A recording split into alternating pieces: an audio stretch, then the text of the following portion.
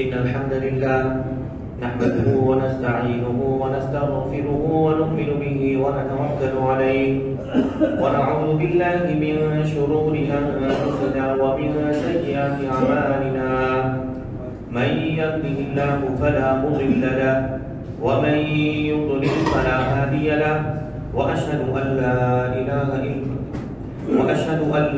إله إلا الله وحده لا شريك له وأشهد أن محمدا عبده ورسوله أما بعد فإن خير الحديث كتاب الله وخير الهدى هدى محمد صلى الله عليه وسلم وشر الأمور محدثاتها وكل محدثة بدعة وكل بدعة ضلالة وكل ضلالة في النار.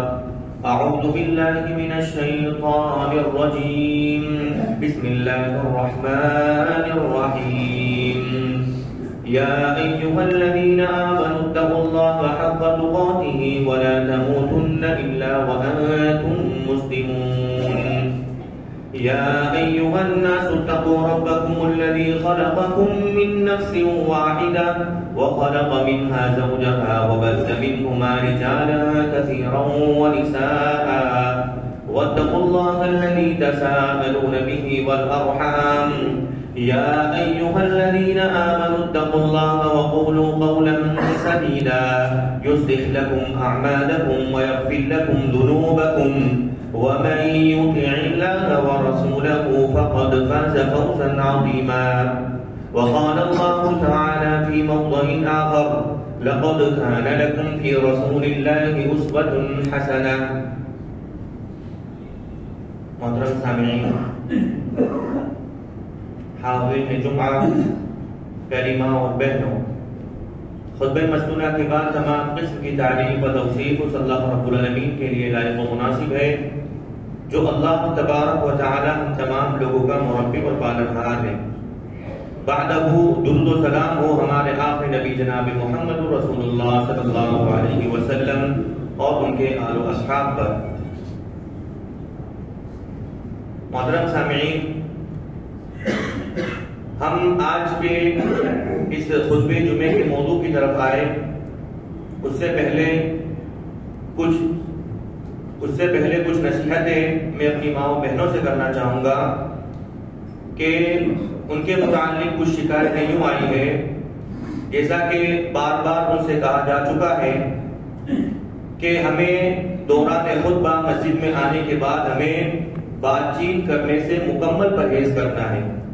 اگر کوئی دوران خطبہ بات کر لیتا ہے تو جمعہ کی بہت ساری فضیلتیں ہیں، ان فضیلتوں سے وہ شخص محروم ہو جاتا ہے۔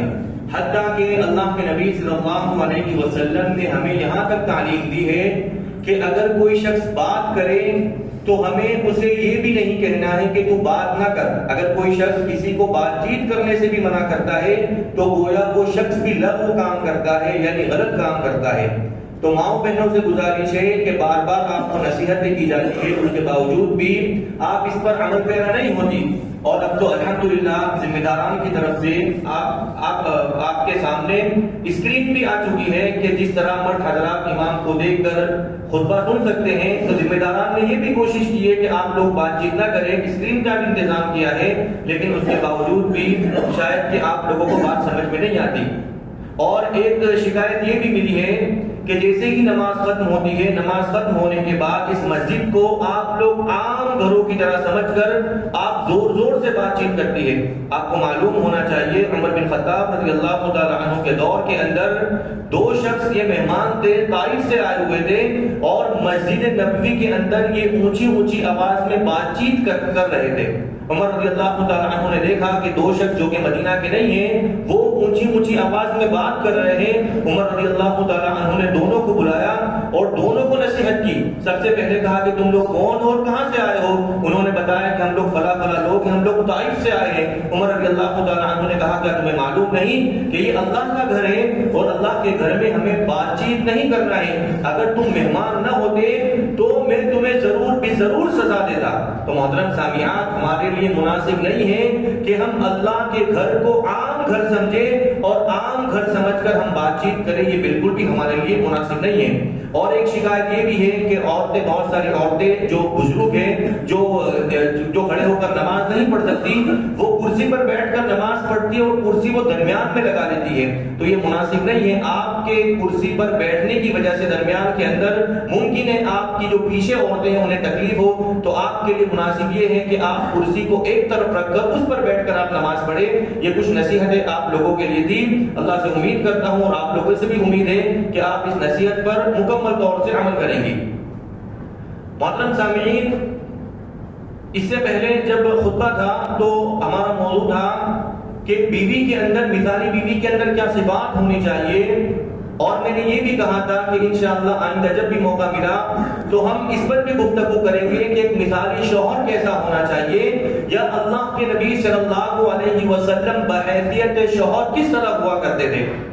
وہ گزشتہ جو موضوع تھا اس جمعے کو کافی وقت گزر چکا ہے، تو ممکن ہے بہت ساری باتیں ماؤں بہنوں کے ذہن سے، بہت ساری باتیں ایسے ہی وہ بھول چکی ہوں گی، تو میں یاد دہانی کے طور پر مختصر طور پہ میں اپنی باتیں دہرا دیتا ہوں کہ جب میں نے یہ نصیحتیں کی تھی ماؤں بہنوں سے کہ مثالی بیوی کس طرح ہونی چاہیے، تو اس میں جو باتیں سب سے جو پیش تھی وہ یہ کہ مثالی بیوی کی پہلی صفت یہ ہوتی ہے کہ وہ دیندار ہوتی ہے، اور اس کے اندر ایک صفت یہ بھی ہوتی ہے کہ وہ اپنے شوہر کی اطاعت کرنے والی ہوتی ہے، فرما بردار ہوتی ہے۔ ایک صفت اس کے اندر یہ بھی ہوتی ہے کہ اپنے شوہر کے سامنے وہ زبان درازی نہیں کرتی بلکہ اپنی زبان پر کنٹرول رکھتی ہے۔ ایک صفت یہ بھی بتائی گئی تھی کہ وہ اپنے شوہر کے گھر کے رازوں کی حفاظت کرتی ہے، اور ایک صفت یہ بھی بیان کی گئی تھی کہ شوہر اسے جس حال میں بھی رکھے، امیر ہو غریب ہو، وہ ہر حال میں اللہ کا شکر ادا کرتی ہے، اپنے شوہر کا شکر ادا کرتی ہے۔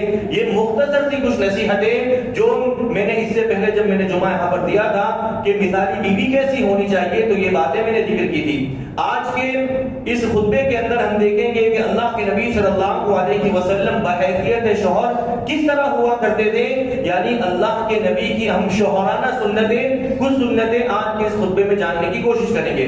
محترم سامعین، سب سے پہلے ہمیں اللہ کا شکر ادا کرنا چاہیے کہ اللہ نے ہمیں دین کی دولت سے سرفراز کیا۔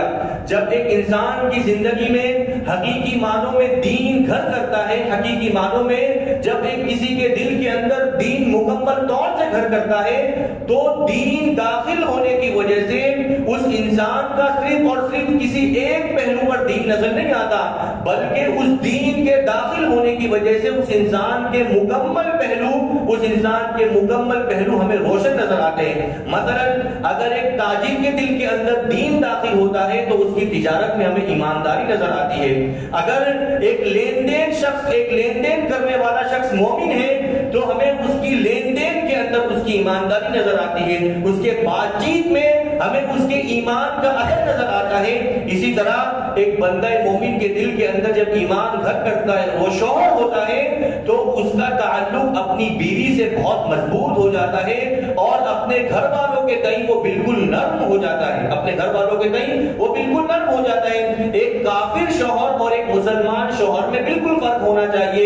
دین کے داخل ہونے کی وجہ سے صرف اور صرف ایسا نہیں ہے کہ ہمارا تعلق اللہ سے مضبوط ہو جاتا ہے، بلکہ اللہ کے ساتھ ساتھ اللہ کے جو بندے ہیں ان سے بھی ہمارا تعلق مضبوط ہو جاتا ہے۔ اور یہاں تک اللہ کے نبی نے ارشاد فرمایا، اگر کوئی شخص اپنے گھر والوں کے ساتھ وہ اچھا نہیں ہے، اپنے بیوی بچوں کے ساتھ وہ نرم نہیں ہے، تو یاد رکھیے اس شخص کا ایمان بھی مکمل نہیں ہو سکتا۔ اللہ کے نبی نے کیا فرمایا کہ ان اکمل المؤمنین ایمانا احسنهم خلقا والطفهم باهلی۔ اللہ کے نبی نے کیا فرمایا کہ اس شخص کا ایمان مکمل ہو جاتا ہے، کامل ہو جاتا ہے، جو شخص اخلاق کے اعتبار سے اچھا ہو، احسنهم خلقا اخلاق کے اعتبار سے اچھا ہو، والطفهم باهلی اور اپنے بیوی بچوں کے ساتھ نرم ہو، آج ہماری حالت یہ ہے کہ ہم بیوی بچوں کو چھوڑ کر تمام لوگوں کے ساتھ نرم رہتے ہیں، لیکن ہم اپنے بیوی بچوں کے ساتھ نرم نہیں رہتے۔ اگر میں ایک تاجر ہوں تو میں اپنے کسٹمر کے ساتھ میں نرم ہوں، کیوں؟ میرا فائدہ جڑا ہوا ہے، اگر اس کے ساتھ میں نرمی نہیں کروں گا تو مجھ سے کاروبار نہیں کرے گا۔ تو محترم سامعین، اللہ کے نبی نے کیا فرمایا کہ ایمان اس وقت مکمل ہوتا ہے اس شخص کا احسنہم خلقا، جو اخلاق کے اعتبار سے اچھا ہو، والطفہم باہلی، اور اپنے بیوی بچوں کے ساتھ نرم ہو۔ اگر ہم نمازیں ادا کرتے ہیں، ہم روزے رکھتے ہیں، ہر سال حج کو ہم جاتے ہیں، ہم اپنے مال کی زکات دیتے ہیں، لیکن اس کے باوجود اگر ہم اپنے گھر والوں کے ساتھ، اپنے بیوی بچوں کے ساتھ نرم نہیں ہیں، تو یاد رکھیے ہم کامل مومن نہیں ہو سکتے۔ کامل مومن کب ہوں گے؟ اللہ کے نبی نے واضح طور پہ کہہ دیا احسنہم خلقا، کہ جو اخلاق کے اعتبار سے اچھا ہو، والطفہم باہلی، اور جو اپنے بیوی بچوں کے ساتھ نرم ہو۔ محترم سامعین، آئیے ہم دیکھتے ہیں کہ اللہ کے نبی صلی اللہ علیہ وسلم کی شوہرانہ سنتیں، کہ اللہ کے نبی صلی اللہ علیہ وسلم بحیثیت شوہر اللہ کے نبی کا کردار کیا تھا۔ آج ہم الحمدللہ اپنے آپ کو اہل حدیث کہتے ہیں، اور ہم نمازوں کے اندر کس طرح اللہ کے نبی صلی اللہ علیہ وسلم کی سنتوں کو ہم فالو کرتے ہیں، کہ اللہ کے نبی نے جہاں رفع الیدین کیا ہم وہاں کریں گے، اللہ کے نبی نے سجدہ کس طرح کیا، ہم چھوٹی چھوٹی اللہ کے نبی صلی اللہ علیہ وسلم کی سنتوں کو ہم ڈھونڈ کر ہم اس پر عمل کرنے کی کوشش کرتے ہیں۔ تو محترم سامعین، دین صرف اور صرف چند عبادتوں کا نام نہیں ہے، چند رسموں کا نام نہیں ہے، بلکہ دین طرز زندگی کا نام ہے، دین مکمل لائف سٹائل کا نام ہے۔ جس طرح ہم دینی معاملات میں اللہ کے نبی صلی اللہ علیہ وسلم کی سنتوں کو ہم ڈھونڈ کر فالو کرتے ہیں، ہمیں چاہیے ہم دنیاوی معاملات میں بھی اللہ کے نبی صلی اللہ علیہ وسلم کی سنتوں کو ہم ڈھونڈ کر ہم اس پر عمل کرنے کی کوشش کریں۔ ہم نمازوں کے اندر کس طرح، کہ اللہ کے نبی نے اس طرح نماز پڑھی تو ہم بھی اسی طرح نماز پڑھیں گے۔ قرآن مجید میں اللہ کیا فرماتا ہے؟ لَقَدْ كَانَ لَكُمْ فِي رَسُولِ اللَّهِ أُسْوَةٌ حَسَنَةٌ، کہ اللہ کے نبی صلی اللہ علیہ وسلم تمہارے لیے بہترین اسوہ اور نمونہ ہے۔ یعنی اگر کسی کو شوہر دیکھنا ہے تو ہم اللہ کے نبی صلی اللہ علیہ وسلم کو دیکھ سکتے ہیں کہ اللہ کے نبی بحیثیت شوہر کس طرح ہوا کرتے تھے۔ اگر کسی کو باپ دیکھنا ہے ہم اللہ کے نبی کو دیکھ سکتے ہیں، بحیثیت باپ اللہ کے نبی صلی اللہ علیہ وسلم کس طرح تھے، بحیثیت سسر اللہ کے نبی صلی اللہ علیہ وسلم کس طرح تھے، بحیثیت اللہ کے نبی داماد کس طرح تھے۔ تو ہمیں صرف اور صرف دینی معاملات میں اللہ کے نبی کو فالو کرنا ایسا نہیں، بلکہ دنیاوی معاملات میں بھی اللہ کے نبی صلی اللہ علیہ وسلم ہمارے لیے اسوہ اور نمونہ ہے۔ دینی معاملات میں جس طرح ہے اسی طرح دنیاوی معاملات میں بھی اللہ کے نبی ہمارے لیے اسوہ اور نمونہ ہے۔ آج ہم لوگ نمازیں تو ادا کرتے ہیں، لیکن جیسے ہی ہمارے گھریلو معاملات میں ہم دین کو شامل نہیں کرنا چاہتے، ہم سمجھتے ہیں دین کا معاملہ الگ ہے اور ہمارے گھریلو معاملات الگ ہے، ایسا نہیں ہے۔ ہمیں چاہیے ہم گھریلو معاملات میں بھی اللہ کے نبی صلی اللہ علیہ وسلم کو اپنا اسوہ اور نمونہ مانیں۔ ہم موضوع کی طرف آتے ہیں کہ اللہ کے نبی صلی اللہ علیہ وسلم بحیثیت شوہر کس طرح تھے۔ حضرت عائشہ رضی اللہ تعالیٰ عنہ بیان کرتی ہے اللہ کے نبی کی جو شوہرانہ جو پہلی سنت ہے وہ یہ، حضرت عائشہ بیان کرتی ہے ما ضرب رسول اللہ صلی اللہ علیہ وسلم امرأة قط، کہ اللہ کے نبی صلی اللہ علیہ وسلم نے کبھی بھی اپنی کسی بیوی پر ہاتھ نہیں اٹھایا۔ بیوی چھوڑو، اللہ کے نبی نے کبھی کسی عورت پر ہاتھ نہیں اٹھایا۔ میدان جنگ کے اندر بھی اللہ کے نبی صلی اللہ علیہ وسلم کے تعلق سے نہیں ملتا کہ اللہ کے نبی نے کسی عورت کو قتل کیا ہو یا کسی عورت پر ہاتھ اٹھایا۔ یہ میں نہیں کہتا، اللہ کے نبی صلی اللہ علیہ وسلم کی چہیتی بیوی عائشہ رضی اللہ تعالیٰ عنہ بیان کرتی ہے کہ ما ضرب رسول اللہ صلی اللہ علیہ وسلم امرأة قط، کہ اللہ کے نبی صلی اللہ علیہ وسلم نے کبھی بھی کسی عورت پر ہاتھ نہیں اٹھایا۔ آپ لوگ سوچیں گے کہ مولانا سب سے پہلا ہی کام بہت مشکل کام ہے، وہ نبی کی بیوی تھی۔ آج ہماری بیوی نبی کی بیوی کی طرح نہیں ہے، وہ نبی کی بیوی تھی، ان کے اندر اختلافات ہی نہیں ہوا کرتے تھے تو ہاتھ اٹھانے کی نوبت ہی کبھی نہیں آئی ہو، ایسا نہیں ہے۔ جس طرح ہماری بیویاں یہ اوپر کی بستی سے پیدا کی گئی ہے، اسی طرح اللہ کے نبی صلی اللہ علیہ وسلم کی بیویاں بھی یہ عورتیں تھیں، یہ اللہ کے نبی کی بیویاں بھی یہ بھی اوپر کی بستی سے پیدا کی گئی تھی۔ اور جس طرح ہمارے اختلافات ہوتے ہیں، اللہ کے نبی صلی اللہ علیہ وسلم کے بھی اپنے بیویوں سے اختلافات ہوا کرتے تھے۔ آپ یہ بات جان لیجئے، اگر اللہ کے نبی صلی اللہ علیہ وسلم کی شادی شدہ زندگی اگر اختلافات سے پاک نہیں ہے تو اس روئے زمین پر کوئی شخص ایسا نہیں پیدا ہو سکتا کہ اس کی شادی شدہ زندگی اختلافات سے پاک ہو جائے، ممکن ہی نہیں ہے۔ اگر اختلافات سے کسی کی زندگی شادی شدہ زندگی اگر پاک ہوتی تو اللہ کے نبی صلی اللہ علیہ وسلم تھے۔ اللہ کے نبی صلی اللہ علیہ وسلم جنہیں امام الانبیاء، نبیوں کا امام، جنہیں اشرف المخلوقات یعنی انسانوں کے اندر سب سے افضل مخلوق اللہ کے نبی صلی اللہ علیہ وسلم تھے. جب اللہ کے نبی کی زندگی جب اختلافات سے پاک نہیں تھی، شادی شدہ زندگی، تو ہماری زندگی بھی اختلافات سے پاک نہیں ہو سکتی. ہم کیا سمجھتے ہیں کہ اللہ کے نبی صلی اللہ علیہ وسلم کے اختلافات اپنی بیویوں سے نہیں ہوئے یہاں تک کہ اللہ کے نبی صلی اللہ علیہ وسلم نے 1 ماہ تک ایلا کر دیا، اپنی کسی بیوی کے پاس نہیں گئے. اختلافات اتنے شدید ہوئے کہ اللہ کے نبی صلی اللہ علیہ وسلم 1 ماہ تک اللہ کے نبی نے تنہا زندگی گزاری. اور اختلافات کیا اختلافات ہوئے میں چند اشارے کرتا ہوں. ایک مرتبہ اللہ کے نبی صلی اللہ علیہ وسلم کی باری عائشہ صدیقہ رضی اللہ تعالی عنہا کے گھر میں تھی. تو کسی شوکر نے دیکھا، اللہ کے نبی کی کسی اور بیوی نے دیکھا کہ اللہ کے نبی کے ہاں ایسے تو چولہا نہیں جلتا، آج بطور ہدیہ بطور تحفہ کچھ کھانا آیا ہوا ہے. تو کیا کیا، اس نے غلام کو وہ کھانا لے کر اللہ کے نبی صلی اللہ علیہ وسلم کے پاس بھیج دیا. وہ غلام جیسے ہی اللہ کے نبی کے دروازے پر پہنچا، عائشہ رضی اللہ تعالی عنہا نے دیکھا کہ آج باری میرے گھر ہے اور کھانا کسی اور کے گھر سے آ رہا ہے. ان سے رہا نہیں گیا، انہوں نے کیا کیا، وہ برتن لیا اور زور سے دیوار پر دے مارا، زور سے دیوار پر دے مارا. اگر آج ہماری بیوی کسی کے سامنے ایسی حرکت کرے کہ ہمارے سامنے برتن لے کر دیوار پر دے مارے تو ہم کیا کریں گے، ہم اس کی ہڈی پسلی توڑ دیں گے. لیکن اللہ کے نبی صلی اللہ علیہ وسلم نے بالکل ایسا نہیں کیا. اللہ کے نبی صلی اللہ علیہ وسلم حکیم تھے، جانتے تھے کہ بیویوں کو کس طرح ہمیں ہینڈل کرنا ہے. اللہ کے نبی نے کیا کیا، اللہ کے نبی نے برتن اٹھایا، اندر سے دوسرا برتن لائے اور غلام کے حوالے کرتے ہوئے اللہ کے نبی نے کہا غارت امک. اللہ کے نبی نے کیا کہا، حالانکہ بہانہ پیش کرنا چاہیے تھا عائشہ رضی اللہ تعالی عنہا کو کہ برتن انہوں نے توڑا تھا، لیکن اللہ کے نبی صلی اللہ علیہ وسلم بہانہ پیش کر رہے، غلام سے کہہ رہے غارت امک کہ تمہاری ماں کو غیرت آ گئی، تمہاری ماں کو غیرت آ گئی جو انہوں نے یہ برتن کو دیوار پر دے مارا. تو محترم سامعین، اللہ کے نبی صلی اللہ علیہ وسلم کی زندگی ہمارے لیے اسوہ اور نمونہ ہے. ایسا نہیں تھا کہ اللہ کے نبی کے اختلافات نہیں ہوا کرتے تھے. ایک مرتبہ کی بات ہے کہ عائشہ صدیقہ رضی اللہ تعالی عنہا اور اللہ کے نبی صلی اللہ علیہ وسلم کے درمیان آپس میں کوئی اختلاف ہو گیا. اختلاف اتنا ہوا کہ عائشہ رضی اللہ تعالی عنہا کی آواز بلند ہو گئی.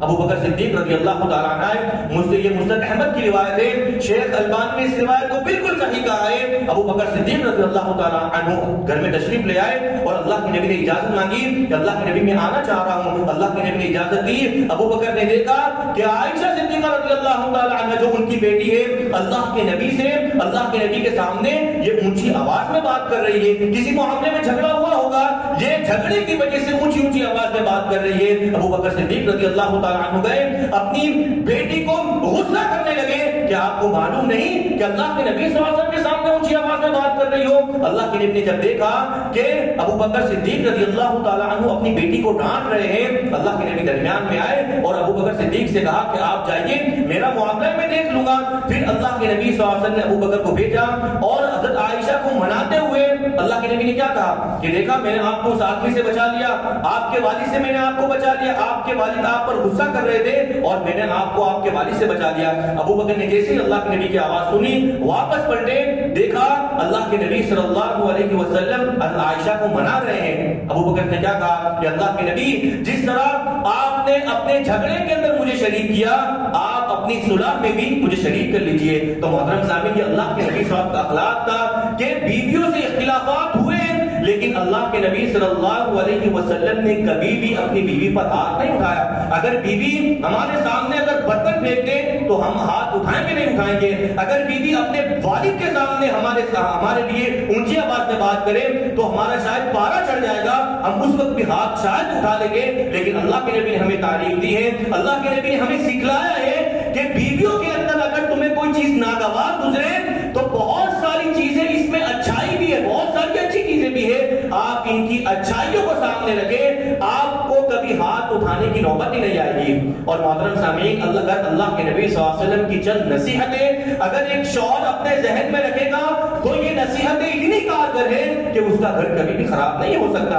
اگر آپ کی بیوی کی طرف سے آپ کو کوئی تکلیف ملے، آپ اللہ کے نبی کی حدیث سامنے رکھیے کہ یہ پسلی سے پیدا کی گئی ہے اور اوپر کی پسلی سے پیدا کی گئی ہے، اگر آپ زور لگائیں گے یہ ٹوٹ جائے گی، آپ توڑ دو گے، یعنی آپ طلاق دے بیٹھو گے. تو اللہ کے نبی نے بہت سی آسان ہمیں نسخہ بتا دیا ہے کہ آپ اگنور کرنا سیکھ جاؤ، آپ نظر انداز کرنا سیکھ جاؤ. نظر انداز کرنے کی وجہ سے آپ اپنا کا یہ حسین رشتہ بچا لے جاؤ گے، اگر آپ کے اندر اگنور کرنے کی صلاحیت نہیں ہے، نظر انداز آپ نہیں کر سکتے، تو اللہ کے نبی نے کہا اس پسلی کو توڑ دو گے، یعنی آپ طلاق دے بیٹھو گے۔ تو اللہ کے نبی کی نصیحت ہم ہمارے ہر وقت ہمارے ذہن کے اندر رکھے کہ اللہ نے کیسے پیدا کیا ہے، یہ خود تو پیدا نہیں ہوئی، اللہ نے پسلی سے پیدا کیا، اور پسلی کے اندر ٹیڑھا پن ہوتا ہے تو کچھ نہ کچھ ٹیڑھا پن اس کے اندر رہے گا۔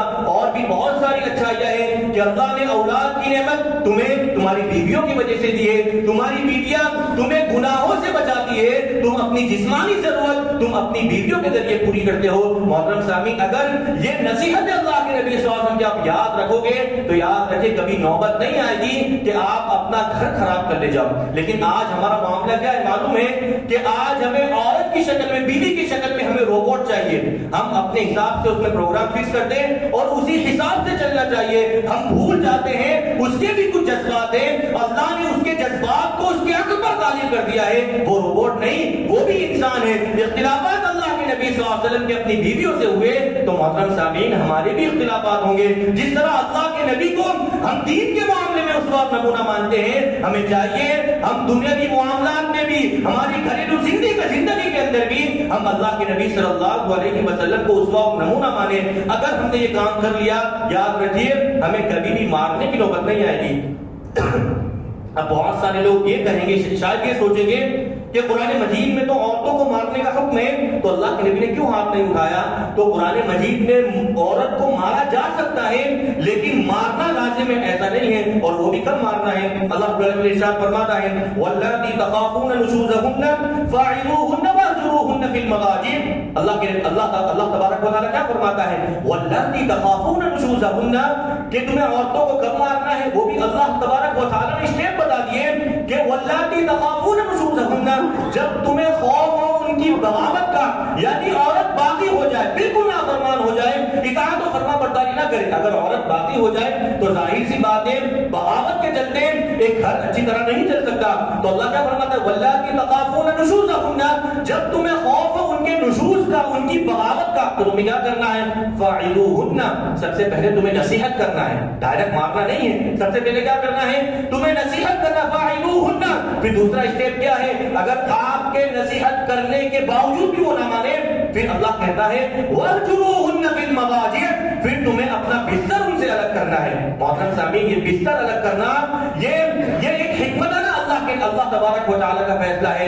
اگر عورت سمجھدار ہوگی، اگر شوہر اس کا اپنا بستر اس سے الگ کرنے، اگر وہ سمجھدار ہوگی تو وہ سمجھ جائے گی کہ معاملہ چھوٹا موٹا نہیں، بڑا ہی سنگین معاملہ ہے، کیونکہ شوہر کی سب سے زیادہ ضرورت اس کی بیوی سے پوری ہوتی ہے۔ اگر ایسے معاملات میں بھی اگر شوہر اپنا بستر الگ کر دے، سمجھدار عورت کے لیے اشارہ کافی ہے کہ معاملہ چھوٹا موٹا نہیں۔ ہاں اگر ٹھیک عورت ہوگی، جس طرح آج بہت ساری عورتیں ہیں، بہت ساری بیویاں ایسی ہیں کہ شوہر کے بستر الگ کرنے کے باوجود بھی ان کے سروں پر جوں تک نہیں رہتی، تو یاد رکھیے اگر آپ سمجھدار عقل مند بیوی ہوگی، اپنے شوہر کی یہ ناراضگی وہ سمجھ جائے گی اور اپنے شوہر کو منانے کی کوشش کرے گی۔ اگر بیوی ٹھیک پن میں آ جائے گی تو یاد رکھیے جب یہ نسخہ بھی ناکام ہو جائے، پھر اللہ تبارک و تعالیٰ حکم دیتا ہے وَاضْرِبُوهُنَّ، پھر تم اپنی بیوی کو مار سکتے ہو۔ اچھا مارنا بھی کیسا ہے؟ مارنا ایسا نہیں کہ جو آدمی ہم اسے مارے، جو ٹوٹ رہا ہے ٹوٹ جائے، ایسا نہیں ہے۔ ہمیں ان قرآنی آیات کی تشریح کس سے لینا ہے؟ ہمارے اسلاف سے لینا ہے۔ صحابہ کرام نے قرآنی آیات کو کس طرح سمجھا ہے؟ ابن عباس رضی اللہ تعالیٰ عنہ اس آیت کی شرح میں بیان کرتے ہیں کہ بیوی کو کس طرح مارنا ہے۔ کہ جو مسواک آتی ہے، مسواک کتنی بڑی آتی ہے؟ لگتا ہے جتنی مسواک کتنی آتی؟ چھوٹی سی مسواک آتی ہے۔ ابن عباس کہتے ہیں اس مسواک کے 2 ٹکڑے کرنا ہے، جو ایک ٹکڑا ہے اس سے بیوی کو مارنا ہے، اور مارنا یہ ایذا دینے کے لیے نہیں، بیوی کو تکلیف دینے کے لیے نہیں، بلکہ اپنے غصے کا اظہار کرنے کے لیے۔ کس سے مارنا ہے؟ مسواک کے 2 ٹکڑے کرنا ہے، اس ایک ٹکڑے سے کتنی چوٹ لگے گی؟ تو اس سے معلوم ہوا کہ بیوی کو مارنا بھی ہے تو اس طرح مار نہیں مارنا کہ اسے تکلیف پہنچے یا اسے ایذا ملے، صرف اور صرف اپنے غصے کا اظہار کرنے کے لیے۔ اور محترم سامعین، علماء کرام نے اس آیت کو سامنے رکھ کر کیا کہا ہے؟ اگر کسی کا اپنی بیوی سے اختلاف ہو جائے، اگر وہ اپنی بیوی کو نصیحت نہ کرے، اپنا بستر الگ نہ کرے، اور جو تیسری ترکیب ہے اسے سب سے پہلے اپنانے کی کوشش کرے، یعنی ڈائریکٹ وہ مارنے لگ جائے، تو علماء کرام کہتے ہیں اس پر حرام ہے اپنی بیوی کو اس طرح مارنا کہ کہ نصیحت نہ کرو اور نہ ہی اپنا بستر ان سے الگ کرو. تم جو 30 کی جو ترکیب ہے، 30 نسخہ ہے، تم سب سے پہلے اپنانے لگ جاؤ تو تمہارے اوپر حرام ہے. شریعت اسلامیہ میں اگر کسی نے کسی شخص کو بغیر کسی جرم کے اگر ایک تھوڑا بھی مارا ہوگا، یاد رکھیے اللہ کی نگاہ میں وہ مجرم ہے. اگر وہ شوہر ہی کیوں نہ ہو، اگر بیوی سے اختلافات ہے، تم نصیحت نہ کرو اور تم اپنا بستر الگ نہ کرو، تم سیدھا اس پر ہاتھ اٹھا دو تو تمہارے اوپر بھی حرام ہے. تم اللہ کے ہاں تم مجرم بن جاؤ گے. اور قرآن مجید کیا کہتا ہے؟ شوہروں کو اللہ رب العالمین نے قوام کہا ہے. الرجال قوامون علی النساء، کہ جو شوہر ہوتے ہیں یہ بیویوں پر قوام ہے. قوام کی آپ تفصیل لے کے قوام کسے کہا جاتا ہے؟ مثلا ایک باپ ہو، اس کے 2 بچے ہوں، ایک چھوٹا ہو ایک بڑا ہو. ویسا اوقات کیا ہوتا ہے کہ چھوٹا اپنی چیز بھی رکھ لیتا ہے اور اپنے بڑے بھائی کی چیز بھی رکھ لیتا ہے. اگر باپ 2 چیز اپنے 2 بچوں کے لیے لے کر کے آئے، چھوٹا بچہ کیا کرتا ہے؟ اپنی بھی لے لیتا ہے اور اپنے بڑے بھائی کی بھی لے لیتا ہے. تو باپ کیا کہتا ہے؟ باپ قوام میں کیا کہتا ہے اپنے بڑے بیٹے سے کہ بیٹا جان دے وہ چھوٹا ہے تو بڑا ہے، یعنی تو اپنی چیز بھی اسے دے دے، تو تھوڑا سیکریفائس کر لے، تھوڑا صبر کر لے، اپنی چیز بھی اسے دے دے. تو اسی طرح اللہ نے مردوں کو قوام کہا ہے. اگر عورتوں کے اندر کچھ کمی دیکھو برداشت کرو، عورتوں کے اندر کچھ کمی دیکھو سیکریفائس کرو، صبر کرو، کیونکہ تم قوام ہو. اور قوام کی تشریح یہی علماء کرام نے صحابہ کرام نے کی ہے جو میں نے ابھی وضاحت کی. تو پہلی صفت ہمیں کیا پتا چلی اللہ کے نبی صلی اللہ علیہ وسلم کی شوہرانہ سنت، کہ اللہ کے نبی صلی اللہ علیہ وسلم نے کبھی بھی اپنی کسی بیوی پر اللہ کے نبی نے ہاتھ نہیں اٹھایا. اللہ کے نبی صلی اللہ علیہ وسلم کی ایک اور صفت کیا کہ اللہ کے نبی اپنی بیوی سے بے انتہا محبت کرتے اور ساتھ ہی ساتھ محبت کا اظہار بھی کرتے.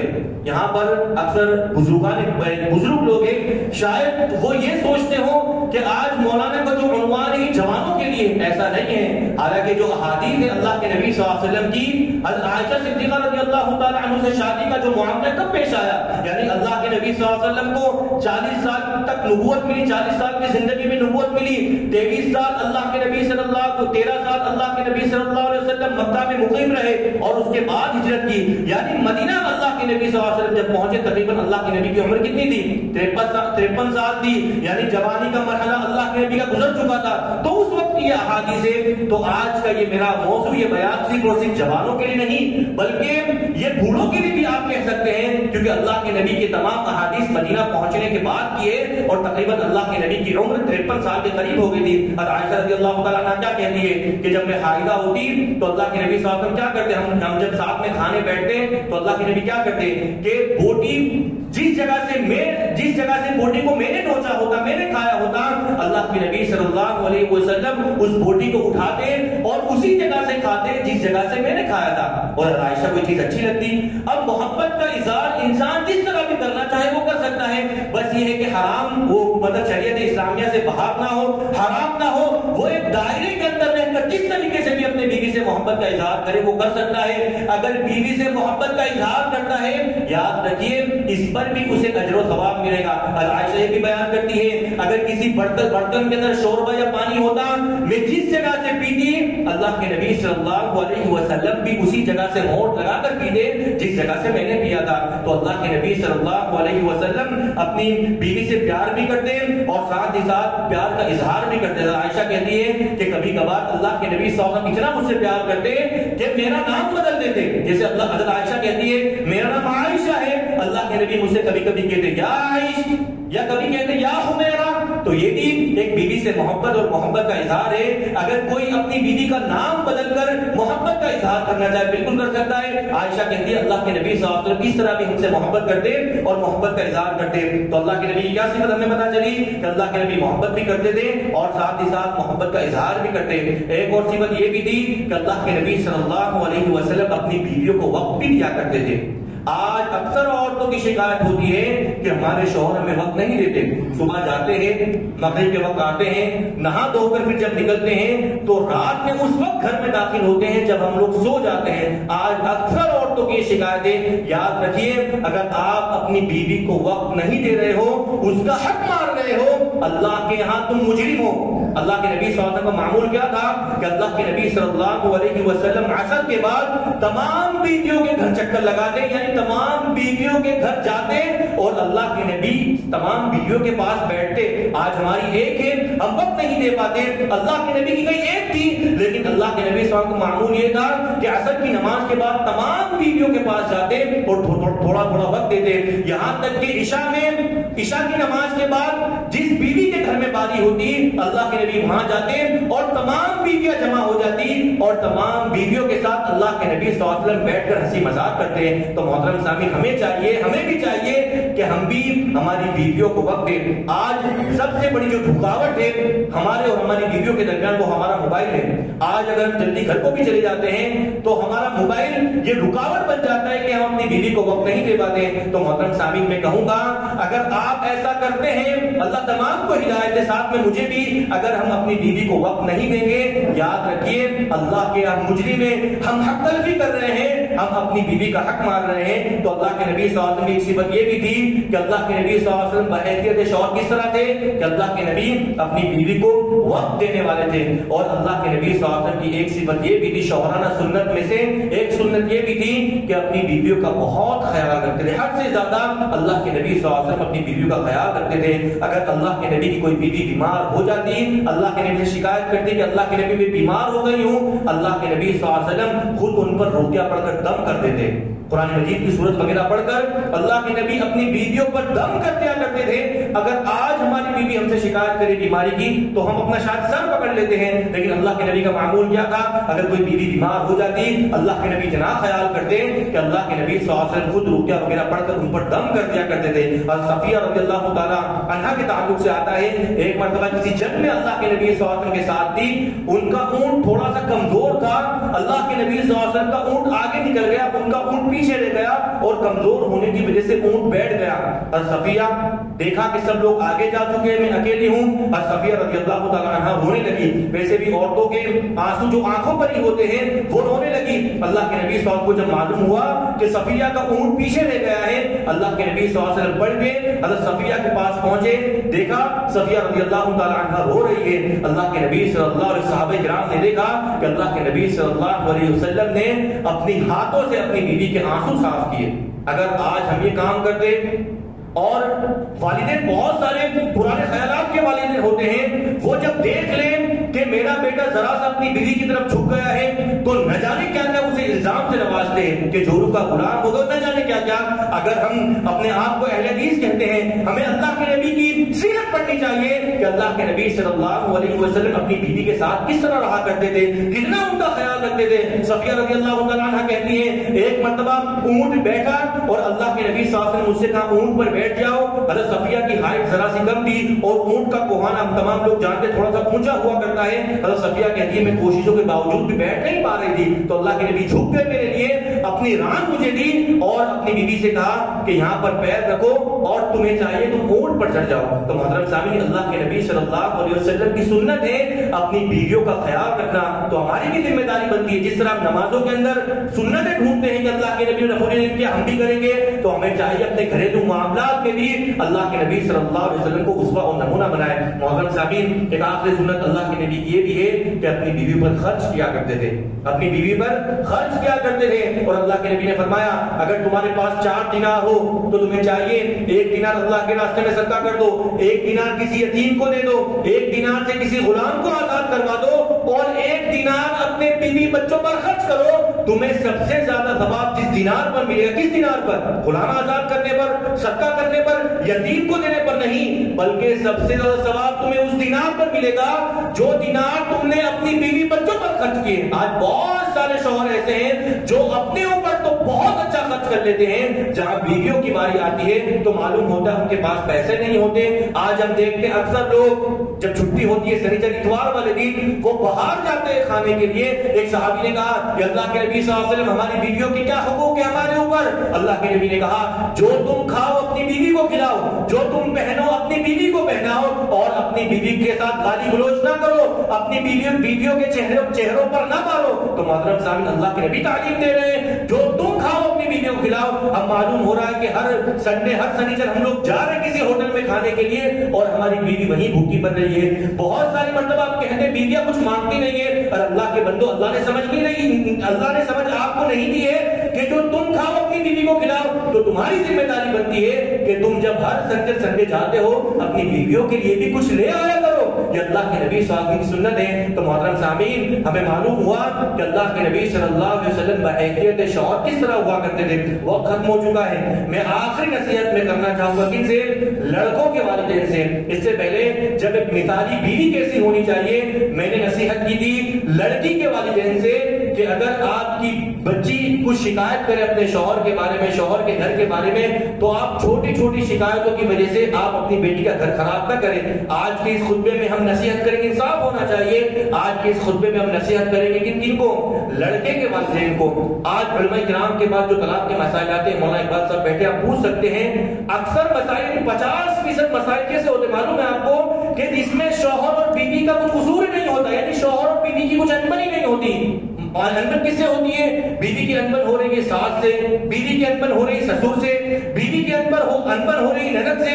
تو محترم سامعین، ان انبنوں کی وجہ سے گھر خراب ہو جاتے ہیں. حالانکہ قرآن حدیث کا مطالعہ کریں، اللہ کے نبی نے کیا بتایا ہے کہ جب میاں بیوی کے درمیان اختلافات ہو جائے تمہیں ایسا کرنا چاہیے. اللہ نے بھی یہی کہا جب میاں بیوی کے درمیان اختلافات ہو جائے تو تمہیں دونوں میں سے ایک شخص کو بٹھا کر معاملہ سلجھانے کی کوشش کرنا چاہیے.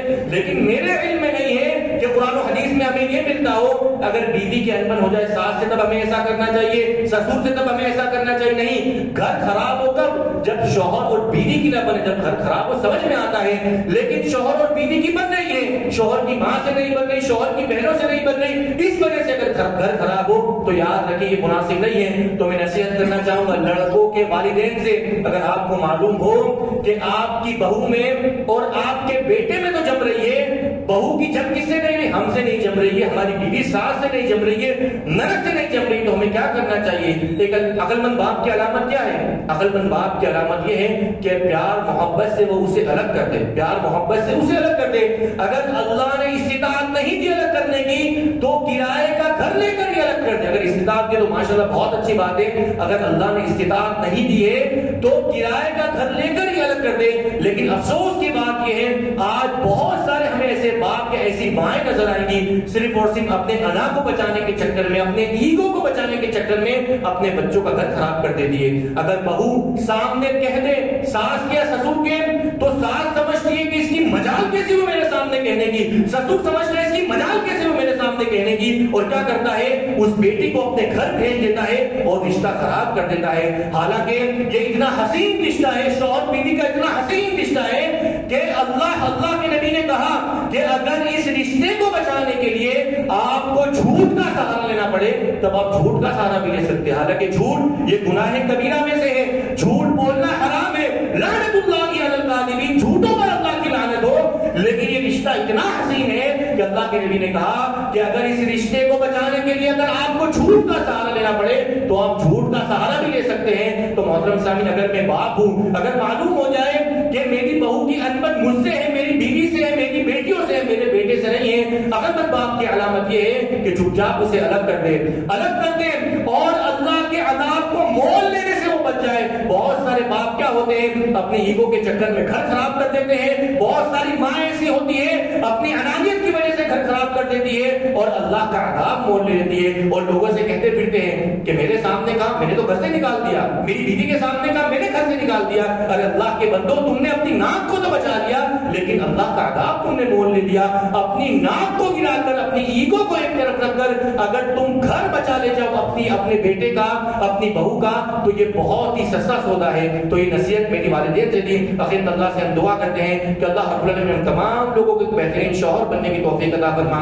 اللہ تبارک و تعالی جس طرح ہم اللہ کے نبی صلی اللہ علیہ وسلم کو دینی معاملات میں حسن اسوہ اور نمونہ مانتے ہیں، اللہ ہمیں توفیق دے کہ ہم دنیاوی معاملات میں بھی اللہ کے نبی صلی اللہ علیہ وسلم کو اسوہ اور نمونہ مان سکے. اللہ جو بھی ہمارے بھائی پریشان کی پریشانی کو دور فرما، جو قلب میں مضطرب پیدا غیب سے شکل دور پیدا فرما.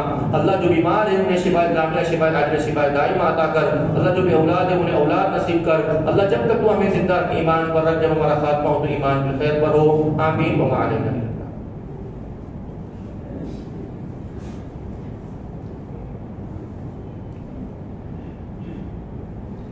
إن الحمد لله نحمده ونستعينه ونستغفره ونؤمن به ونتوكل عليه ونعوذ بالله من شرور أنفسنا ومن سيئات أعمالنا من يهده الله فلا مضل له ومن يضلل فلا هادي له وأشهد أن لا إله إلا الله وحده لا شريك له وأشهد أن محمدا عبده ورسوله أما بعد فإن خير الحديث كتاب الله وخير الهدى هدى محمد صلى الله عليه وسلم وشر الأمور محدثاتها وكل محدثة بدعة وكل بدعة ضلالة وكل ضلالة في النار. اللهم صل على محمد وعلى آل محمد كما صليت على إبراهيم وعلى آل إبراهيم إنك حميد مجيد. اللهم بارك على محمد وعلى آل محمد كما باركت على إبراهيم وعلى آل إبراهيم إنك حميد مجيد. سبحانك ربك رب العزة عما يصفون وسلام علی المرسلین والحمد للہ رب العالمین. ایک اور نصیحت اپنی ماؤں بہنوں سے کروں گا. جیسے آج کا خطبہ سننے کے بعد کوئی اپنے شوہر کے سروں پر سوار نہ ہو جائے کہ مولانا نے مارنے سے منع کیا ہے تو اب جو مرضی چاہے کرو، ایسا نہیں ہے. اور دوسری بات، اپنے شوہروں کو تانے بھی نہ دے. بسا اوقات کیا ہوتا ہے، تھوڑی دیر بیٹھ جائیے، بسا اوقات کیا ہوتا ہے کہ ایک شخص جب دین کی طرف آتا ہے، مثلا اگر کوئی شخص نماز نہیں پڑھ رہا ہے، وہ پہلی مرتبہ جب مسجد میں آئے تو لوگ اسے اس طرح دیکھتے ہیں، وہ بیچارہ کیا کرتا ہے، پھر وہ مسجد سے نکل جاتا ہے. تو شوہر اگر میرا خطبہ سننے کے بعد اگر کسی کو کچھ سمجھ میں بھی آیا ہوگا، اگر آپ تانا مار دیں گے کہ دیکھا مولانا نے آج کیا کہا، تو بیچارہ عمل کرنے والا بھی ہوگا تو آپ کی اس تانے کی وجہ سے وہ پیچھے ہٹ جائے گا. تو آپ اپنے شوہروں کو بالکل تانا نہ مارے. اللہ نے سب کو عقل سلیم دی ہے. انشاءاللہ آج کی بات تمام لوگ سمجھ جائیں گے. اللہ تبارک و تعالیٰ تمام لوگوں کو کہنے سننے سے زیادہ عمل کرنے کی توفیق